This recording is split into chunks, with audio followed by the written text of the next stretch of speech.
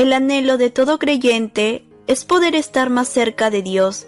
La palabra de Dios nos muestra que hay factores que determinan qué tan cercano o qué tan lejano podemos estar de la presencia de Dios. Hoy el pastor Armando Alducín nos trae el tema, los 4 círculos de la comunión con Dios.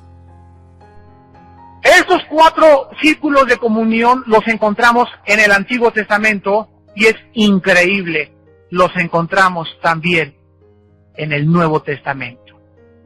De entre todas las personas que comenzaron a seguir a Jesucristo, primero escogió él a 70, es el grupo número 4, y los envió de 2 en 2 a predicar.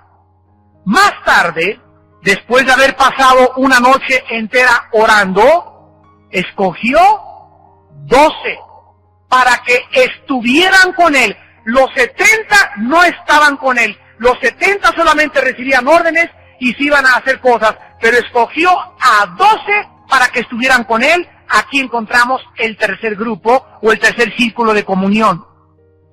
Dentro de los 12, escogió a 3 para que estuvieran más cerca con él, Pedro, Santiago y Juan.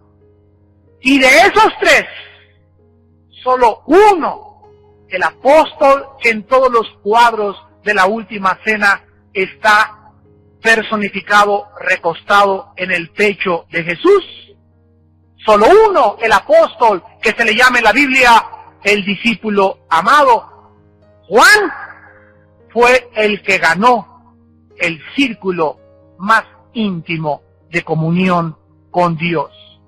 Veamos pues la reducción de estos círculos, primero 70, después 12, después 3, y uno finalmente queda como aquel hombre a quien se le dieron también las más grandes revelaciones de la Biblia. El apóstol Juan escribió el Evangelio de Juan, 3 cartas y el libro de Apocalipsis.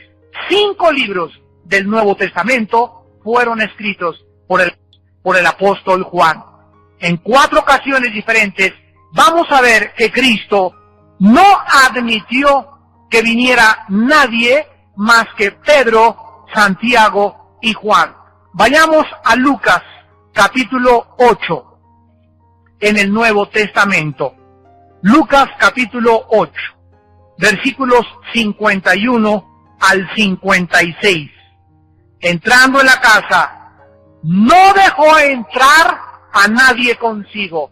Dense cuenta que Cristo parecía que era exclusivo. Muchas veces no dejó entrar a todos. ¿Por qué? Ya lo vimos, dependía no de Dios, dependía de ellos. Ellos eran los que habían decidido estar más cerca de Dios.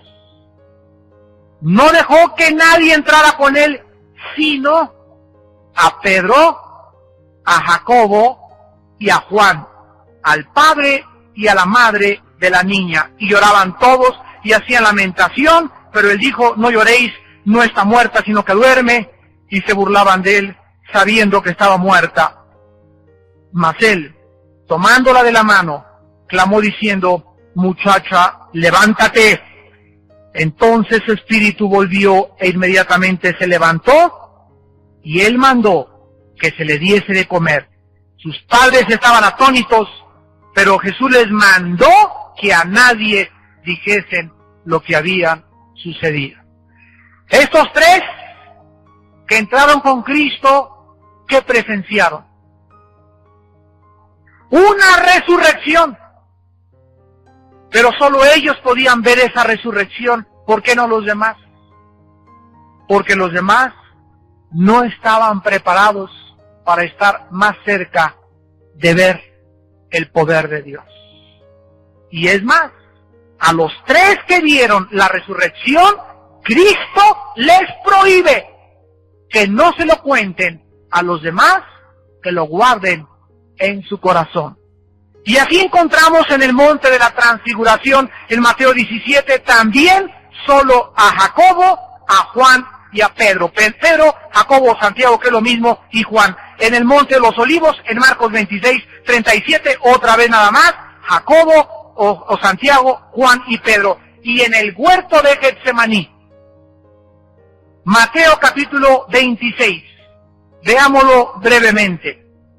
Versículo 37, dice la Biblia, Mateo 26:37, y tomando a Pedro y a los dos hijos de Zebedeo, que eran Jacobo o Santiago y Juan, comenzó a entristecerse y a angustiarse en gran manera. Al final de su vida, solo 3 discípulos pudieron contemplar los sufrimientos, la angustia que el Hijo de Dios comenzaba a atravesar.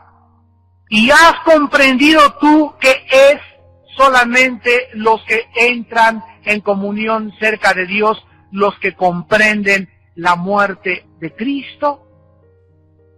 ¿Sabían ustedes eso?